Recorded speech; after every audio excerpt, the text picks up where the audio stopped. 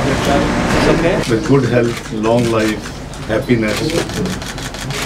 ওনারা মোহতারাম জামাতের স্বাস্থ্যের খবর নিয়েছেন, আপনি জামাতে ডেলিগেশনকে ওয়েলকাম করেছেন এবং উনি যে একটি বিষয়ে সেখানে আলোচনা রেখেছেন সেটা হচ্ছে মুসলিম উম্মার ঐক্যের ব্যাপারে উনি বলেছেন যে, এবং বিশেষ করে ফিলিস্তিনিদের হামাসের উপরে যে জুলুম অত্যাচার চলছে এ ব্যাপারে উনি অত্যন্ত গভীর উদ্বেগ প্রকাশ করেছেন এবং আগামীকাল জেদ্দায় মুসলিম পররাষ্ট্রমন্ত্রীদের একটা বৈঠক হওয়ার বিষয় আছে, সেখানে যাতে একটা ইউনাইটেডলি একটা শক্ত ভূমিকা মুসলিম বিশ্ব নিতে পারে সে ব্যাপারে উনি দৃষ্টি আকর্ষণ করেছেন।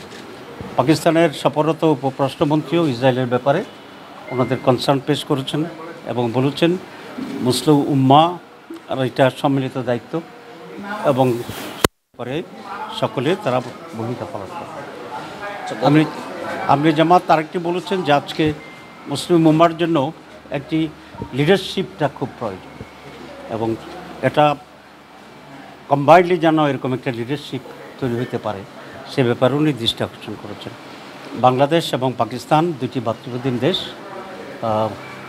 উনি দৃষ্টি আকর্ষণ করছেন পারস্পরিক স্বার্থ সংশ্লিষ্ট বিষয় আছে, কী কী বিষয়ে আমরা একসাথে কাজ করতে পারি, একটা জয়েন্ট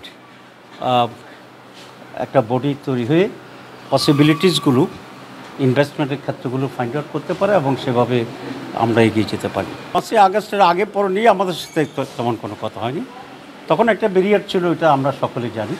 তো সেই ব্যারিয়ার তো এখন কম। আমরা আশা করি সকল মুসলিম দেশের সাথে স্পেসিফিক্যালি বাংলাদেশ একটি সুসম্পর্ক তৈরি হচ্ছে এবং তৈরি হবে, এটা বাংলাদেশের স্বার্থের জন্য এটা আমরা মনে করি প্রয়োজন। আর এর বাইরে দুনিয়ার সকলের সাথে আমাদের ফরেন পলিসিটা ওয়াইজ হওয়া দরকার এবং যে কোনো দেখেই পারস্পরিক ইন্টারেস্ট এবং স্বার্থ নিয়ে এখানে ইনভেস্টমেন্ট, আমাদের exchange of ideas and views and policies এগুলো হতে পারে। With good health, long life, happiness. Same to you and your colleagues also. Thank you.